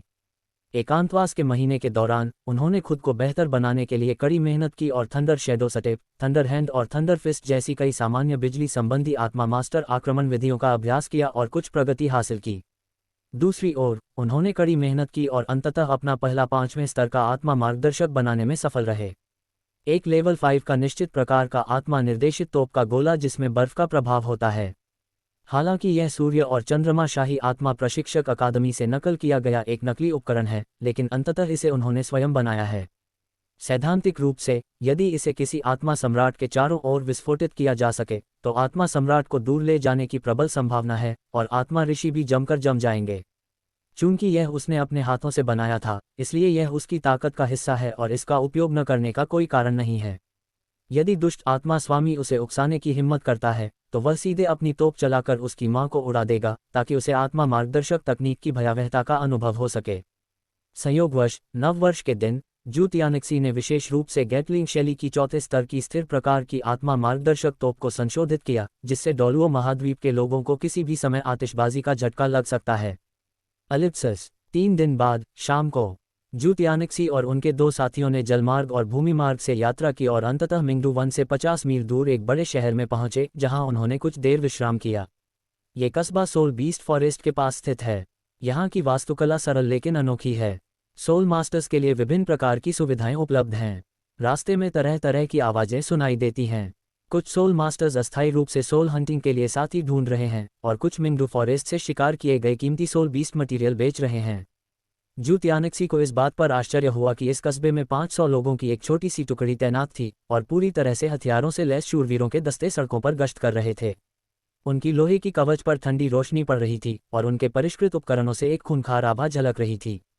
युवा स्वामी शिंगलुओ साम्राज्य की पश्चिमी सेना ने मिंगड पर्वत में 5 लाख सैनिकों की तैनाती की है। ये स्थान न केवल आत्मा स्वामी आपूर्ति केंद्र है, बल्कि एक प्रकाश स्तंभ भी है, जिसे विशेष रूप से आत्मा राक्षसों के हमलों से बचाव के लिए स्थापित किया गया है। ओल्ड यू को सैन्य अनुभव है और वह इस जगह की संरचना के पीछे छिपे इरादे को एक नज़र में समझ सकता है। आत्मा राक्षसों के हमले ही मानव समाज की सबसे बड़ी चिंता हैं। चारों प्रमुख साम्राज्यों ने आत्मा राक्षसों के प्रमुख जमाव स्थलों पर चेतावनी देने वाली सेनाएं तैनात कर दी हैं। जिसे ने चारों ओर देखा और कहा, मुझे डर है कि मामला इससे कहीं अधिक गंभीर है। चूंकि यहाँ शिंगलुओ साम्राज्य की सैन्य टुकड़ियाँ मौजूद हैं, इसलिए शिंगलुओ का ही पूर्ण नियंत्रण होना चाहिए। मुझे आशंका है कि यहाँ आने वाले हर व्यक्ति की जानकारी शिंगलुओ साम्राज्य द्वारा चुपचाप एकत्र की जाएगी। जू तियानिक्सी ने कंधे उचकाते हुए बेपरवाह मुस्कान के साथ कहा, कोई बात नहीं। हम सभी ने ओल्ड यू द्वारा बनाए गए आत्मा मार्गदर्शक मुखौटे पहन रखे हैं और हमारी आत्मिक शक्ति पूरी तरह से नियंत्रित है। ये साधारण लोग हमसे कोई उपयोगी जानकारी प्राप्त नहीं कर सकते। उसने अभी अभी चुपके से देखा था कि स्टार लुओ साम्राज्य के ये पूरी तरह से हथियारों से लैस योद्धा सभी मजबूत और हटे कट्टे थे और स्पष्ट रूप से कुलीन सैनिक थे जिन्होंने कई लड़ाइयों का अनुभव किया था। लेकिन युद्ध की भावना से रहित साधारण लोग, भले ही वे पूरी तरह से हथियारों से लैस हों, अधिक से अधिक केवल साधारण आत्मा स्वामी यानी सफ़ेद, पीले और पीले रंग के विन्यास वाले लोगों से ही लड़ सकते हैं। एक विशाल सैन्य टुकड़ी अजेय होती है और यहाँ तक कि टाइटल डोलुओ को भी पीछे हटने पर मजबूर कर सकती है, लेकिन यहाँ केवल 500 लोग हैं और खतरा लगभग न के बराबर है। अगर उनमें से कोई भी एक बाहर निकलता है तो उसे बिना कवच का एक भी टुकड़ा छोड़े मारा जा सकता है। ओल्ड यू एक आत्मा गुरु है जो अग्नि संबंधी हमलों में माहिर हैं और जिसेन एक उच्च स्तरीय पादप प्रकार के आत्मा गुरु हैं। दोनों समूह युद्धों में निपुण हैं। रास्ते में दर्शनीय स्थलों का भ्रमण करने के बाद वे तीनों यहाँ के सबसे बड़े सराय लाइफू इंट में गए, बैठने के लिए एक एकांत कोना ढूंढा और खाना ऑर्डर किया। ये जगह मिंगडू जंगल के पास स्थित है। यहाँ के कुछ व्यंजन 100 साल पुराने आत्मा प्रधान जानवरों के मांस और खाल से बनाए जाते हैं। कीमत काफ़ी ज़्यादा है, लेकिन इन तीनों के लिए पैसे की कोई समस्या नहीं है। भोजन की प्रतीक्षा करते हुए जू तियानिक्सी ने सराय में बैठे उन आत्मा स्वामी को देखा जो शराब पी रहे थे और अपनी क्षमताओं का प्रदर्शन कर रहे थे, और ऐसा लग रहा था कि वे किसी बात पर विचार कर रहे हैं। अचानक एक आकर्षक समूह सराय के दरवाजे से अंदर आया और शोरगुल अचानक शांत हो गया। 2 अधेड़ उम्र के आध्यात्मिक गुरु जो स्पष्ट रूप से टीम के नेता थे, समूह का नेतृत्व कर रहे थे। उनके पीछे 7 लोग थे, जिनमें से प्रत्येक एक सुंदर पुरुष या एक खूबसूरत महिला थी, जिनका स्वभाव उत्कृष्ट था। वे शानदार ढंग से कपड़े पहने हुए थे और बहुत युवा थे, जो कई निगाहों और फुसफुसाहटों को आकर्षित कर रहे थे। इतनी शानदार टीम, ये जरूर किसी शक्तिशाली आत्मा स्वामी अकादमी या किसी शक्तिशाली संप्रदाय के वरिष्ठ अधिकारी होंगे जो अपने कनिष्ठों को आत्माओं का शिकार करने के लिए यहाँ लाए होंगे, है ना? अज्ञानी मूर्ख, तुम तो उनकी छाती पर लगे इस प्रतिष्ठित स्टार क्राउन मेडल को भी नहीं पहचान सकते। मैं तुम्हें बता दूं, ये हमारे स्टार लुओ साम्राज्य की नंबर 1 अकादमी, स्टार लुओ रॉयल अकादमी का प्रतीक है। शिंगलुओ रॉयल अकादमी, ये तो महाद्वीप की दूसरी सर्वश्रेष्ठ सोल मास्टर अकादमी है, जो केवल दिग्गज श्रेक अकादमी के बाद आती है। तो क्या वे हमारे देश की सबसे उत्कृष्ट युवा प्रतिभाएं नहीं हैं? बिल्कुल नहीं, ये सभी प्रतिभाशाली लोग असाधारण हैं। मुझे लगता है कि इनमें से 3 आत्मा राजा या अर्धात्मा राजा के स्तर तक पहुंच चुके हैं और शेष 4 आत्मा संप्रदाय के स्वामी हैं। हो सकता है कि यही वो टीम हो जिससे हमारी शिंगलुओ रॉयल अकादमी 2 साल बाद महाद्वीपीय आत्मा स्वामी अभिजात्य प्रतियोगिता में प्रतिस्पर्धा करेगी। अरे, तुमने देखा भाई, इस समूह का नेतृत्व एक बेहद खूबसूरत लड़की कर रही है। मैं दशकों से जी रहा हूं और मैंने इतनी खूबसूरत लड़की कभी नहीं देखी। चुप रहो, कायर। शिंगलुओ रॉयल अकादमी के सभी छात्र या तो अमीर हैं या कुलीन। वह किसी ड्यूक की बेटी हो सकती है। तुम्हारी हिम्मत कैसे हुई उससे झूठ बोलने की? होश में आओ। टकराना। पसीने से तरबतर और गुस्से में भरे बड़े भाई ने मूर्ख छोटे भाई को जोर से थप्पड़ मारा, इस डर से कि कहीं उसकी बात सुनी न जाए और उसकी जान को खतरा न हो जाए। ड्यूक के प्रतिशोध की बात तो छोड़ ही दीजिए, अकेले 2 प्रमुख आत्मा स्वामी की साधना ही एक आत्मा सम्राट के लिए समझना बहुत कठिन था। वे आत्मा संतों के स्तर से भी ऊपर के शक्तिशाली आत्मा स्वामी होंगे। उन्हें उकसाने की हिम्मत करने के लिए उन्होंने कितना घोड़ा मूत्र पिया होगा। शिंगलुओ रॉयल अकादमी की टीम में जू जियू तारों से घिरे चंद्रमा की तरह धीरे धीरे चलती थी। उसके लंबे सुनहरे बाल एक चिकनी चोटी में बंधे हुए थे। उसके बर्फ जैसे सफ़ेद गालों पर एक कोमल और मनमोहक मुस्कान थी। उसकी आंखें उदासीन और शांत थीं, और एक सुनहरी जालीदार पोशाक ने उसके कुछ हद तक गर्वित व्यक्तित्व को निखार दिया था, और उसका स्वभाव तुल्य और सुरुचिपूर्ण था। कई बुरी निगाहों के बावजूद जू जियू शांत और संयमित रहीं। वह बचपन से ही कई उच्च स्तरीय समारोहों में भाग लेती रही थीं और ऐसे दृश्यों से भलीभांति परिचित थीं। जू तियानिक्सी ने भीड़ की निगाहों का पीछा करते हुए उस राजकुमारी शिंगलुओ पर एक नज़र डाली, फिर उसकी पहचान पहचानते ही नजरें हटा लीं। शियाओ चानफेंग द्वारा दी गई जानकारी के अनुसार राजकुमारी शिंगलुओ को बहुत उच्च प्राथमिकता दी जानी थी। भाई क्रैंक की दृष्टि तो अच्छी है, लेकिन उनकी कल्पना शक्ति अभी भी अपर्याप्त है। शिंगलुओ साम्राज्य में किसी भी ड्यूक की ऐसी पुत्री नहीं है। हालांकि उसका रुतबा कितना भी ऊंचा क्यों न हो, उससे उसका कोई लेना देना नहीं था। दुष्ट आत्मा स्वामी से निपटने और श्वेत बाघ हवेली से भाग निकलने के बाद वह सूर्य और चंद्रमा की ओर दूर चला जाएगा। उसे उससे किसी भी तरह का संपर्क रखने की कोई आवश्यकता नहीं थी। जब जू तियानिक्सी की नज़र वेटर द्वारा देर से लाए गए आत्मा प्राणी के व्यंजनों पर पड़ी तो वह अचानक उत्तेजित हो गई। दुनिया बहुत बड़ी है, लेकिन खाना सबसे महत्वपूर्ण चीज़ है।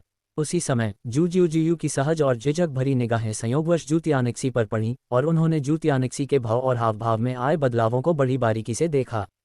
इस व्यक्ति की नज़रों में भोजन का आकर्षण उसके स्वयं के आकर्षण से अधिक प्रतीत होता है।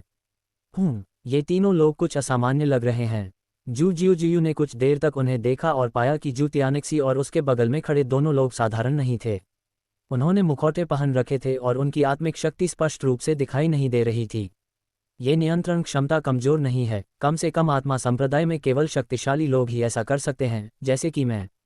महामहिम, आपको क्या हुआ है?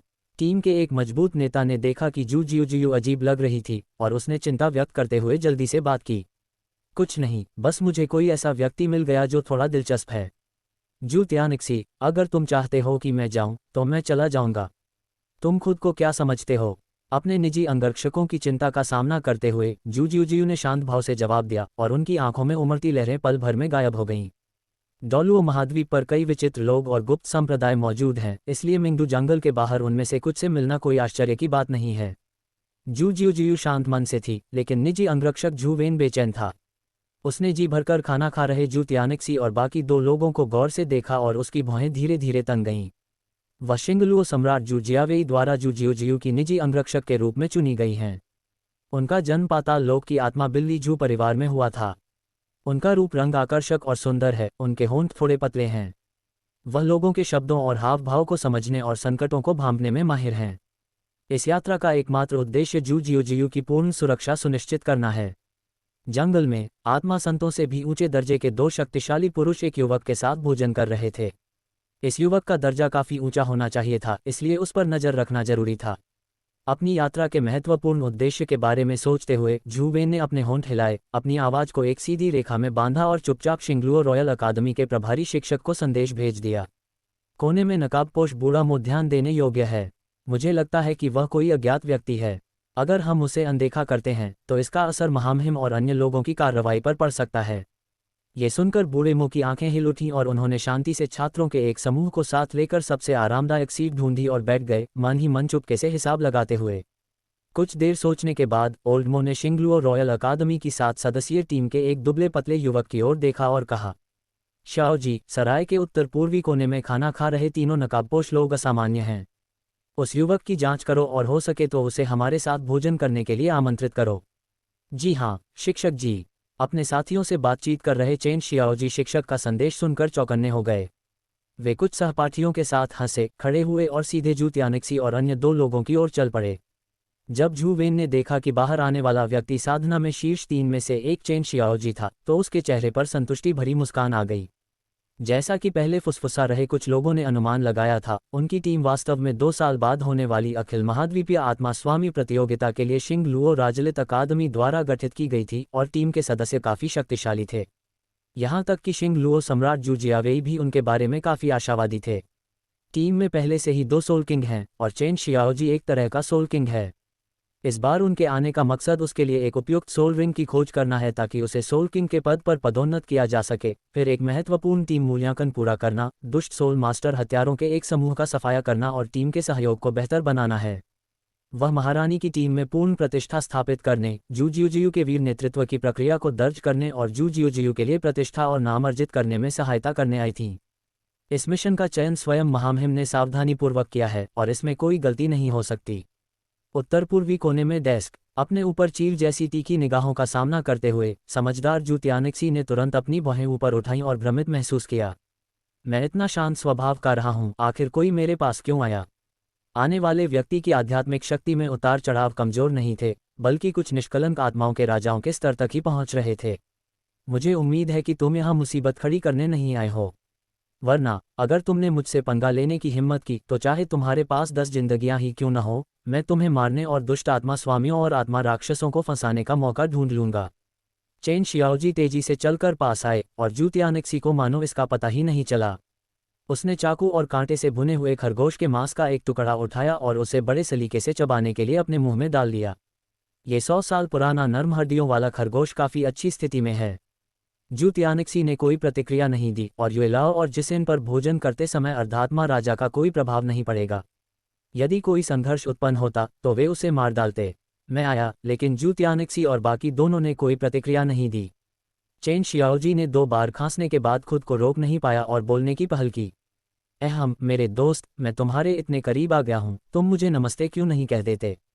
गुरु के अनुसार दूसरे पक्ष की साधना आत्मा संप्रदाय स्तर की होनी चाहिए। इस स्तर के स्वामी अपने आसपास के दर्जनों वर्ग मीटर के दायरे में होने वाली सूक्ष्म हलचल को भी सटीक रूप से भांप सकते हैं। चूंकि मैंने जानबूझकर अपने कदमों को नहीं छिपाया, इसलिए उन्हें मेरे आने का आभास अवश्य हो गया होगा।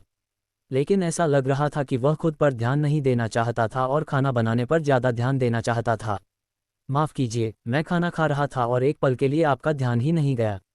जू तियानिक्सी एक सदी पुराने नर्म हड्डी वाले खरगोश से मांस के टुकड़े काटने में व्यस्त था। उसने बिजली की तरह अपना सिर उठाया, फिर नीचे झुकाया, चलती हुई चाकू और कांटे को घूरते हुए कहा, मुझे नहीं पता कि आप मुझसे क्या करवाना चाहते हैं, लेकिन मेरा सुझाव है कि आप मेरे भोजन समाप्त होने तक प्रतीक्षा करें। फिर चाहे हम चाय पीते हुए बातचीत करना चाहें या लड़ाई झगड़ा और जुआ खेलना चाहें, मैं पूरी कोशिश करूंगा कि आपका साथ दूं। भाई, मैं आया था। चेन शियाओजी ने अपने होंठ हिलाए और कहने ही वाला था कि वह दूसरे पक्ष को रात के खाने पर आमंत्रित करना चाहता है। जू तियानिक्सी ने दूसरे व्यक्ति की बात काटते हुए उसे घूरते हुए कहा, लेकिन अगर तुम मुझे खाना खाने में भी परेशानी पैदा करोगे तो मैं तुम्हें झगड़ा करने वाला समझूंगा। ऐसे में मेरा मूड खराब हो जाएगा और मेरे बगल में बैठे दोनों वरिष्ठों का भी मूड खराब हो जाएगा। आप पिटना नहीं चाहते हैं ना? तो कृपया थोड़ी देर रुकिए। आखिर हम तो पहले आए थे और मुझे खाने में देर नहीं लगती, इसलिए मैं आपको ज़्यादा देर इंतजार नहीं करवाऊंगा। बोलते बोलते जू तियानिक्सी ने खरगोश की टांग का एक और टुकड़ा अपने मुंह में डाला और बोतलबंद मिनरल वाटर की एक घूंट पी ली। उसका चेन शियाओजी को नमस्कार करने का कोई इरादा नहीं था। बिन बुलाए मेहमानों का स्वागत करने की कोई ज़रूरत नहीं है। उन्होंने इन लोगों को बातचीत के लिए आमंत्रित नहीं किया था, इसलिए उन्हें जहाँ चाहें वहाँ रहने दें। ये देखकर चेन शियाओजी का चेहरा थोड़ा बिगड़ गया। शिंगलुओ साम्राज्य के एक सरदार के बेटे और एक प्रतिभाशाली युवा होने के नाते बचपन से ही बहुत कम लोग उससे इस लहजे में बात करने की हिम्मत करते थे। इस व्यक्ति का रवैया न केवल लापरवाह था, बल्कि थोड़ा तिरस्कारपूर्ण भी था, मानो वह मुझे बिल्कुल भी गंभीरता से नहीं ले रहा हो। प्रतिभावान और कुलीन राजकुमारी जियू आमतौर पर सभी को देखकर मुस्कुराती हैं, लेकिन तुम, एक अज्ञात मूल के प्रतिभाशाली व्यक्ति, ऐसा होने का दिखावा करते हो। क्या ये कुछ ज़्यादा ही नहीं है? लेकिन दूसरे पक्ष की बात सही थी। मैं उसके दोनों बड़ों को हरा नहीं सकता, इसलिए मैंने अपनी छाती पर हाथ फेरा और शांत हो गया। मैंने शांत स्वर में निमंत्रण दिया, भाई, मैं इस बार आपको और अपने साथियों को साथ में भोजन करने के लिए आमंत्रित करने आया हूँ। हम युवा आपस में बातचीत कर सकते हैं और अपने दिल की बात कह सकते हैं। क्या आप मुझे ये सम्मान देंगे? जू तियानिक्सी ने चाकू और कांटा नीचे रखा, सिर उठाकर चेन शियाओजी की ओर देखा, भौहें चढ़ाकर बोला, मैं आप लोगों को बिल्कुल नहीं जानता, साथ में मिलने का क्या मतलब है? हमारे हाव भाव से तो आपको समझ ही जाना चाहिए कि हमें शोर शराबा पसंद नहीं है। मुझे लगता है आप हम पर कुछ ज़्यादा ही दबाव डाल रहे हैं, है ना? क्या शिंगलुओ रॉयल अकादमी के इन लोगों की नज़र कमज़ोर है? मैंने पहले ही अपने कपड़े बदल लिए हैं और एकांत जगह पर खाना खा लिया है, तो फिर ये लोग मुझे क्यों ढूंढ रहे हैं? क्या ऐसा हो सकता है कि वह भीड़ के पीछे पीछे चलता रहा हो और काफ़ी देर तक उसे देखता रहा हो? लेकिन शिंगलुओ शाही परिवार भी इतना दबदबा तो नहीं रख सकता, है ना? अगर राजकुमारी उसे देखने की इजाज़त नहीं देती तो वह बाहर क्यों जाता? नीलामीकर्ता होने का क्या मतलब? मुझे पता है कि आपको ये पसंद नहीं है, लेकिन मैं कमांडर के आदेश पर आपको जाने के लिए कहने आया हूँ, इसलिए आपको अभी अपने हाथ में मौजूद चाकू और कांटा नीचे रख देना चाहिए। चेन शियाओजी की कठोर आवाज़ में एक सिहरन थी और उसकी आंखों में पीली बिजली चमक रही थी। उसके शरीर में आत्मिक शक्ति का प्रवाह उमड़ रहा था और उसने उस आत्मिक शक्ति को नियंत्रित करते हुए जू तियानिक्सी की ओर दबाव बनाया। शिंगलुओ रॉयल अकादमी की पीढ़ी के शीर्ष 3 प्रतिभाओं में से एक होने के नाते और शीर्ष स्तर की वज्र विशेषता वाली मार्शल स्पिरिट रखने के कारण चेन शियाओजी के दिल में गर्व की भावना है। अपनी अर्ध सोल किंग साधना के साथ, जब तक कि उसका सामना श्वेक अकादमी के किसी गुरु से न हो जाए, तब तक बहुत कम ही ऐसे सोल मास्टर होंगे जो उससे लड़ सकते हैं। चेन शियाओजी के आत्मिक दबाव से घिरे हुए जू तियानिक्सी ने दोनों आत्मा संतों को आंख मारी, फिर हाथ हिलाकर दूसरे पक्ष के आत्मिक दबाव को दूर किया, खड़ा हुआ और आह भरते हुए असहाय होकर बोला, इतनी सारी परेशानी के बाद भी तुम लोग परेशानी खड़ी करने आए हो, तो पहले नाटक क्यों किया? क्या तुम सीधे सीधे यह नहीं कह सकते थे कि तुम बाहर जाकर लड़ना चाहते हो? अगर तुम मुसीबत मोल लेना चाहते हो तो ठीक है, लेकिन तुम तो बस एक दिखावटी आत्मा राजा हो। अगर तुम आत्मा राजा होते तो मैं तुम्हें किसी पकवान की तरह खा जाता, लेकिन ये दिखावटी आत्मा राजा तो बहुत घमंडी है। दूसरे पक्ष द्वारा छोड़ी गई आत्मा शक्ति का दबाव एक बच्चे जैसा था, जो मास्टर अंकल की तुलना में बिल्कुल अलग था। आत्मा शक्ति का दबाव टूट गया और चेन शियाओजी को पता चल गया कि दूसरा पक्ष अच्छा इंसान नहीं है। अपनी मार्शल आत्मा और आत्मा की अंगूठी छोड़ते हुए उसने गुस्से से कहा, मैं तुमसे लड़ना नहीं चाहता था, लेकिन तुमने मेरी बात को बिल्कुल भी नहीं माना। मैंने तुम्हें कई बार आमंत्रित किया, लेकिन तुमने मेरी विनम्रता को पूरी तरह से अनदेखा कर दिया। जू त्यानिक्सी ने आश्चर्य से दूसरे व्यक्ति की ओर देखा और सोचने लगी कि क्या उसके सिर पर गधे के खुर से चोट लगी है। अगर तुम चाहते हो कि मैं चली जाऊं तो मैं चली जाऊंगी। तुम खुद को क्या समझते हो? तुम खुद को बहुत ज्यादा अहमियत देते हो, है ना? और क्या तुम्हारी तथाकथित दयालुता का कोई मूल्य है? अगर लड़ना चाहते हो तो लड़ो, मेरे बड़े बुजुर्ग दखल नहीं देंगे। अगर लड़ना नहीं चाहते तो यहाँ से निकल जाओ। ये शब्द बोलते ही पूरा सराय सन्नाटे में डूब गया। चाहे वे भोजन करने वाले लोग हों, बिल बनाने वाला दुकानदार हो या शिंगलुओ रॉयल अकादमी की 8 सदस्यीय टीम हो, वे सभी जू त्यानिक्सी के शब्दों से एक पल के लिए स्तब्ध रह गए, यहाँ तक कि स्वयं चेन शियाओजी भी। वे शिंगलुओ राजकविता के प्रतिभाशाली छात्र थे, सभी या तो धनी थे या कुलीन वर्ग के, और जिस शहर में वे रहते थे वह शिंगलुओ साम्राज्य का सैन्य अड्डा भी था। भला इन प्रतिभाशाली लोगों से इतनी अकड़ से बात करने की हिम्मत किसने की? इतिहास को देखते हुए यह एक बहुत ही दुर्लभ घटना होनी चाहिए। शिंगलुओ रॉयल अकादमी की भोजन मेज पर सबसे पहले जू जियोजियू को होश आया, उसके गालों पर लहरें थीं।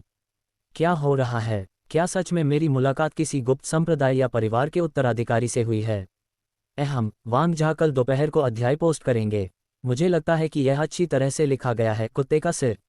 जू त्यानिक्सी, वस्त्र परिवर्तन। अब मैं शेख व्यक्ति हूँ। जू त्यानिक्सी, शिंगलुओ रॉयल अकादमी, एक मामूली कॉलेज। ये कहने की हिम्मत कैसे कर सकता है कि तुम 10,000 वर्षों के गौरवशाली शेख के शत्रु हो? तुम एक जू जियोजियू की समझ में दुनिया में केवल 2 ही प्रकार के लोग हैं जो इस जगह पर चेन शियाओजी से इस तरह बात करेंगे। पहले प्रकार का व्यक्ति एक लापरवाह मूर्ख है जिसमें न तो दूरदृष्टि है और न ही बुद्धि, जिसे ये पता ही नहीं है कि शिंगलुओ रॉयल अकादमी का क्या अर्थ है। दूसरे प्रकार के लोग वे हैं जो आत्मविश्वासी और दृढ़ निश्चयी हैं, और वे शिंगलुओ रॉयल अकादमी की ताकत को जानते हुए भी परवाह नहीं करते हैं।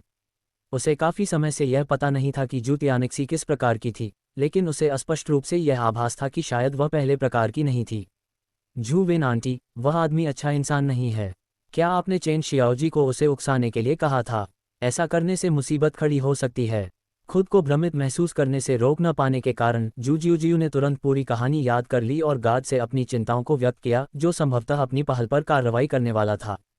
हालांकि श्री मो और चेन शियाओजी का स्वभाव अच्छा नहीं है, फिर भी वे बेवजह कोई परेशानी खड़ी नहीं करेंगे।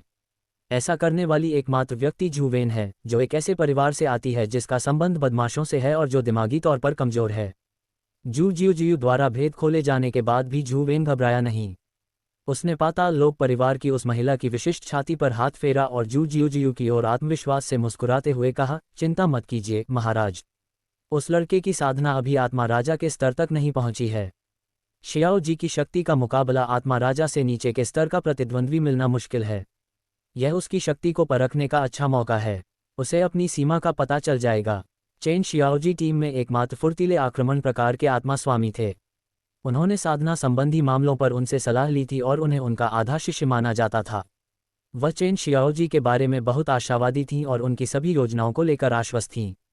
शिंगलुओ रॉयल अकादमी के शिक्षक मो और कई अन्य छात्र आक्रोशित दिखे और अपनी राय देने लगे।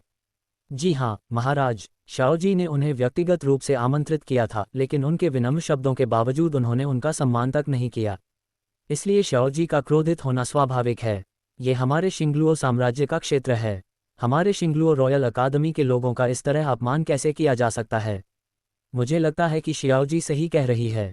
बिल्कुल सही। हमारी शिंगलुओ रॉयल अकादमी ने देश के सबसे प्रतिभाशाली लोगों को इकट्ठा किया है। हम कैसे किसी अनजान व्यक्ति को, जो कहीं से भी आया हो, हमारा अपमान करने दे सकते हैं, भले ही वह किसी प्रतिष्ठित दौलुओं का कनिष्ठ ही क्यों न हो? क्या हमारी अकादमी किसी प्रतिष्ठित दौलुओं से डरेगी? टीम के साथी गुस्से से भर उठे और अपनी असंतुष्टि व्यक्त की। उन्होंने काफ़ी देर तक अपने भावों को काबू में रखने की कोशिश की। वे कहना चाहते थे कि उनके देश के सबसे प्रतिभाशाली लोगों को श्वेक ने अपने साथ ले लिया है, और यहाँ मौजूद अधिकांश लोग शायद उन लोगों जितने अच्छे नहीं हैं जो श्वेक के आंगन में प्रवेश कर सकते हैं। लेकिन दोबारा सोचने पर श्रेक के आंतरिक दरबार के शिष्यों की संख्या कभी 50 से अधिक नहीं हुई। उन लोगों को छोड़ दे तो चेन शियाओजी भी एक प्रतिभाशाली व्यक्ति था, इसलिए उसकी किस्मत इतनी भी बुरी नहीं होनी चाहिए। ठीक इसी क्षण दूर से चील की तीखी चीख सुनाई दी और चेन शियाओजी के पैरों के नीचे मानक सर्वोत्तम विन्यास के 4 आत्मा वलय प्रकट हुए, जिनमें से 2 पीले और 2 बैंगनी रंग के थे। साथ ही हवा में चमकीली पीली विद्युत चिंगारियां निकलीं, जिससे एक फुफकारने की आवाज आई। ये चेन शियाओजी की मार्शल सोल लाइटनिंग फाल्कन है। यह न केवल अविश्वसनीय रूप से तेज है, बल्कि इसकी आक्रमण शक्ति भी प्रबल है। इसमें शक्तिशाली वज्रपात की शक्ति है और इसकी गुणवत्ता शीर्ष स्तर की मार्शल सोल की सीमा के बराबर है। अरे यार, तुमने मुझे ऐसा करने पर मजबूर किया है, सावधान रहो। चेन शियाओजी ने उनसे कुछ दूरी बनाने के लिए दर्जनों मीटर पीछे हटकर अपने पहले और दूसरे आत्मा वलय को एक के बाद एक प्रज्वलित किया। पल भर में वह एक पीले बिजली के बोल्ट में बदल गया। हवा में कई बिजली के प्रेत प्रकट हुए और विभिन्न दिशाओं से ज़ूतियानिक्सी की ओर तेजी से बढ़ने लगे। मुझे उम्मीद नहीं थी कि शियाओजी इतनी जल्दी अपनी पहली आत्मा कौशल बिजली और दूसरी आत्मा कौशल थंडर शैडो का इस्तेमाल कर लेगा। उसकी आक्रमण गति इतनी तेज है कि आत्मा राजा भी मुश्किल से उसका मुकाबला कर पाएगा। वह बच्चा बड़ी मुसीबत में है। शिंगलुओ रॉयल अकादमी के सभी छात्रों में सर्वोच्च स्तर की साधना करने वाले dark diamond tiger battle soul king Huang Xingyun ने उत्साहपूर्वक कहा। वह आदमी हिला तक नहीं।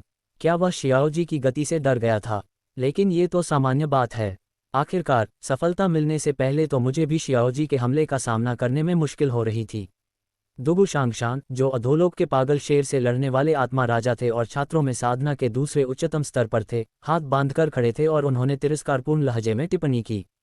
बिजली को ज़ूतियानिक्सी से 5 मीटर की दूरी पर आते देख ज़ूजियूजियू को अपने दिल में राहत का एहसास हुआ। ऐसा लगा कि उसकी चिंताएं व्यर्थ थीं। चेन शियाओजी अभी भी बहुत मजबूत है। पफ आह! इससे पहले कि वह अपना विचार पूरा कर पाता, चेन शियाओजी की चीख सुनाई दी। शिंगलुओ रॉयल अकादमी के 8 लोग अचानक खड़े हो गए, उनके चेहरे से मुस्कान गायब हो गई और वे उस दृश्य को अविश्वास से देखने लगे जो उनकी उम्मीदों से बिल्कुल परे था।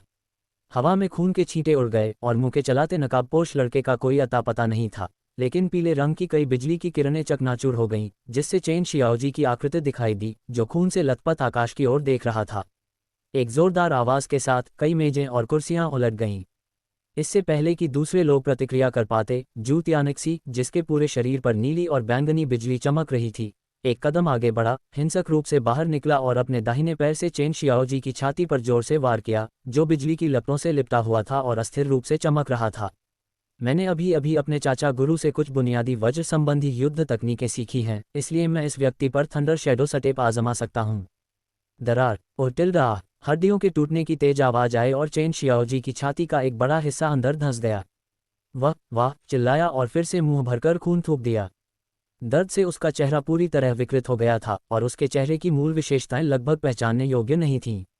जैसे ही लात पड़ी, चेन शियाओजी की मार्शल स्पिरिट स्वतः ही विघटित हो गई और चारों स्पिरिट रिंग गायब हो गईं। उसकी खून जैसी लाल आंखें ज़ूतियानिक्सी की आंखों में टकटकी लगाए हुए थीं, लेकिन उसे वहां केवल उदासीनता ही दिखाई दी। तुम तो मेरी ताकत लगने से पहले ही गिर पड़े, तुम निकम्मे और हास्यास्पद छद्म आत्मा राजा हो। ज़ूतियानिक्सी ने दिल से यह बात कही। जैसा कि उम्मीद थी, फुर्तीले हमले करने वाले सभी दुश्मन कमज़ोर साबित हुए। मैंने मौके का फ़ायदा उठाकर उसकी छाती पर एक घूंसा मारा और वह तुरंत ही युद्ध की शक्ति से ग्रस्त हो गया और बुरी तरह हार गया। इसके अलावा इस व्यक्ति की बिजली की शक्ति उसके जितनी नहीं है और तथाकथित थंडर शैडो उसकी मानसिक चालों से बच नहीं सकता। वह महज एक मूर्ख है जो एक विशेषज्ञ के सामने अपनी प्रतिभा का प्रदर्शन कर रहा है। फुफ! चेन शियाओजी इतना क्रोधित हुआ कि उसने फिर से खून थूक दिया, उसका सिर एक तरफ झुक गया और वह बेहोश हो गया। ये सचमुच अपमानजनक है। शरद ऋतु की हवा से गिरे पत्तों को बहा ले जाने की लड़ाई समाप्त हुई और शिंगलुओ राजसी अकादमी के लोगों ने आखिरकार प्रतिक्रिया दी। झू वेन और लाओ मो तेजी से आगे बढ़े और अपनी युद्ध शक्ति का प्रयोग किया। आत्मा शक्ति का दबाव ज्वालामुखी विस्फोट की तरह फूट पड़ा। अरे, तुमने हद पार कर दी। लाओ मो ने एक बड़ा मछली मारने वाला चाकू उठाया, एक सफ़ेद, 2 पीले, 2 बैंगनी और 2 काले रंग के। उसके पैरों के नीचे से 7 आत्मा के छल्ले उठे, जो देखने में काफ़ी जर्जर लग रहे थे। झू वेन ने बिना कुछ कहे लाल आंखों से ज़ूतियानिक्सी को घूरा, लेकिन उसकी ऊर्जा लाओ मो से कई गुना अधिक थी। वह पाताल लोक की बिल्ली की मार्शल स्पिरिट से ओतप्रोत था और उसकी उंगलियों से बिल्ली के पंजे निकले हुए थे। उसके कान खड़े हो गए थे और 2 पीले, 2 बैंगनी और 3 काले रंग के सर्वश्रेष्ठ सोल रिंग का संयोजन उसके पैरों के नीचे उभरा हुआ था। जू जियू समेत 6 विद्यार्थी भी खड़े हो गए, जिससे उनकी साधना का स्तर स्पष्ट हो गया। वे आत्मा संप्रदाय के सदस्य और आत्मा राजा थे। उनके पीले, बैंगनी और काले रंग के आत्मा के छल्ले ऊपर उठे जो बेहद चमकदार लग रहे थे। तुम्हारी हिम्मत कैसे हुई? ओल्ड यू और जिसेन एक साथ बाहर निकले और उनके शरीर से एक शक्तिशाली आत्मिक शक्ति का विस्फोट हुआ जो दूसरे पक्ष से कम शक्तिशाली नहीं थी। जिसेन की आत्मा की अंगूठी का अनुपात झू वेन की आत्मा की अंगूठी के अनुपात के समान ही इष्टतम था। जैसे ही उसकी आध्यात्मिक शक्ति बढ़ी, सराय के नीचे जमीन से अनगिनत गहरे हरे रंग की लताएं प्रचुर जीवन शक्ति के साथ उठीं और अविश्वसनीय रूप से भयानक गति से एक विशाल जाल का निर्माण किया, जिसका उद्देश्य शिंगलुओ रॉयल अकादमी के सभी 8 लोगों को ढक लेना था। ओल्ड यू की सोल रिंग कॉन्फ़िगरेशन उच्च स्तर की नहीं थी, लेकिन उसने तुरंत ही बड़ी संख्या में लेवल 6 सोल गाइड कैनन और सोल गाइड गन निकाली और उन्हें शिंगलुओ रॉयल अकेडमी में मौजूद सभी लोगों पर निशाना बनाया। जब तक वह कोई कदम उठाता है, तब तक वह निश्चित रूप से विरोधी टीम के सभी छात्रों को एक मुसीबत में फंसा देगा। दोनों आत्मा संतों की हरकतों से शिंगलुओ रॉयल अकादमी में थोड़ी शांति छा गई। इस समय जू त्यानिक्सी ने ठंडे स्वर में बात की, तुम तो बस एक घटिया इंसान हो। तुम यहाँ मार खाने आए हो। तुम्हें मुझे ऐसा कहने का कोई हक नहीं है। तुम जैसे डरपोक और कायरों की बात हो, अगर तुम सब एक साथ भी आ जाओ तो भी 3 मुक्के और 2 लातों में ही काम तमाम हो जाएगा। मुझे उम्मीद नहीं थी कि सिर्फ खाना खाने से ही मैं मुसीबत में पड़ जाऊंगा। चूंकि तुम खुद मेरे पास आए हो, इसलिए अगर मैंने तुम्हारी पिटाई कर दी है तो मुझे दोष मत देना। संयोगवश मेरे पास अभी भी एक श्रेक इन कोर्टयार्ड टोकन है जो काफ़ी समय से स्टोरेज रिंग में पड़ा हुआ है। आज मैं आपके लिए एक शानदार शो पेश करूंगा और साथ ही अपने अभिनय कौशल का भी प्रदर्शन करूंगा। मन बना लेने के बाद जू त्यानिक्सी पीठ पीछे हाथ बांधकर खड़ा हो गया और उसका चेहरा एकदम ठंडा पड़ गया।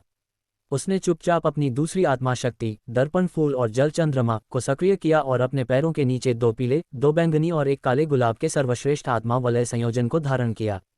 आत्मा शक्ति का दबाव इतना ठंडा और प्रबल था मानो 10,000 साल पुरानी काली बर्फ उनके सिर पर दबाव डाल रही हो, जिससे शिंगलुओ रॉयल अकादमी में मौजूद हर कोई कांप उठा। अभी अभी उसने अपनी मार्शल शक्ति का इस्तेमाल किए बिना ही एक अर्ध आत्मा राजा को हरा दिया। आत्मा राजा होने का दिखावा करके संदेह पैदा करने के बजाय कई लोग दंग रह गए और सोचने लगे कि यह लड़का कितना भयानक है। जैसा कि सभी जानते हैं, एक आत्मा स्वामी की 2 अलग अलग अवस्थाएं होती हैं, एक बार जब वह अपनी मार्शल आत्मा का उपयोग करता है और दूसरी बार जब वह इसका उपयोग नहीं करता है। अभी अभी जू त्यानिक्सी ने चेन शियाओजी को सिर्फ 1 मुक्के और 1 लात से हरा दिया। सभी को लगा कि वह आत्मा सम्राट से भी अधिक शक्तिशाली है। किसने सोचा होगा कि यह वास्तव में एक आत्मा राजा है। बिना मार्शल स्पिरिट के भी वह इतना भयानक था। अगर वह मार्शल स्पिरिट का इस्तेमाल करे तो क्या होगा? क्या वह सोल सम्राट से लड़ पाएगा? ये व्यक्ति किस भयानक जगह से आया है? ये सवाल कई लोगों के मन में उठा, जिनमें जू जियोजियू भी शामिल थीं, और जितना ज़्यादा वे इसके बारे में सोचते गए उतना ही ज़्यादा वे भयभीत होते गए। बूढ़े यू की आंखें लाल थीं और उन्होंने गुस्से से कहा, क्या आप जानते हैं कि यह हमारे शिंगलुओ साम्राज्य का सैन्य अड्डा है? यदि आप हमारे शिंगलुओ रॉयल अकादमी के प्रति शत्रुता दिखाने की हिम्मत करते हैं तो आप हमारे शिंगलुओ साम्राज्य के दुश्मन हैं। कोई भी ताकत आपकी रक्षा नहीं कर सकती। धत्तेरी की। जू जियोजियू, जिसे जू त्यानिक्सी की पहचान के बारे में कुछ संदेह था, ने मन ही मन कहा कि यह अच्छा नहीं है। जैसा कि उम्मीद थी, जब जू त्यानिक्सी ने यह सुना तो उसे लगा मानो उसने दुनिया का सबसे बड़ा मजाक सुन लिया हो। उसने बेहोश चेन शियाओजी पर एक पैर रखा, कमर पर हाथ रखे और आसमान की ओर देखकर जोर से हंसने लगा। उसकी हंसी इतनी बेकाबू और बेपरवाह थी, और उनके अगले शब्दों ने शिंगलुओ रॉयल अकादमी में सभी के दिलों को बर्फ के गड्ढे में गिरा दिया। कितना हास्यास्पद, कितना हास्यास्पद! एक मामूली शिंगलुओ रॉयल अकादमी इतनी घमंडी कैसे हो सकती है? इसमें कोई आश्चर्य नहीं कि तुम कभी फाइनल तक नहीं पहुंच पाए, सिवाय उस एक बार के जब तुमने सोल सम्राट तियानजियाओ के नेतृत्व में sun and moon royal soul instructor अकादमी के खिलाफ जीत हासिल की थी। तुम बिल्कुल निकम्मे हो। हम्फ, तुम्हारी हिम्मत कैसे हुई शिंगलुओ साम्राज्य और मेरे पीछे की ताकतों को दुश्मन बनाने की? मैं शिंगलुओ शहर जाकर तुम्हारे शिंगलुओ साम्राज्य के सम्राट से पूछूंगा, क्या वो तुम्हारी बकवास के लिए हमारी श्रेक अकादमी से दुश्मनी मोल लेने की हिम्मत करेगा? वापस जाकर जू शाही परिवार से पूछो, जू जियावेई से पूछो, क्या उनमें हिम्मत है? तुम जैसे मामूली शिंगलुओ रॉयल अकादमी के छात्र, तुम्हारी हिम्मत कैसे हुई कि तुम 1000 साल के गौरवशाली श्रेक के दुश्मन होने का दावा करो? तुम काबिल हो, ध्यान से देखो। ये कहने के बाद जू त्यानिक्सी ने झांग लेक्सुआन द्वारा दिए गए आंतरिक दरबार के शिष्य के प्रतीक को फेंका, अपनी कलाई को झटका दिया और उसे ओल्ड यू के चेहरे पर जोर से फेंक दिया, जिससे बाद वाला, जिसका चेहरा सख्त था, लड़खड़ा गया। फुफ! हालांकि इस समय ओल्ड यू ने कोई प्रतिरोध नहीं किया। इसके बजाय उसने पागलों की तरह लाल टोकन को पकड़ लिया और निराशा से टोकन पर बने श्वेक राक्षस की अनोखी छवि को देखने लगा।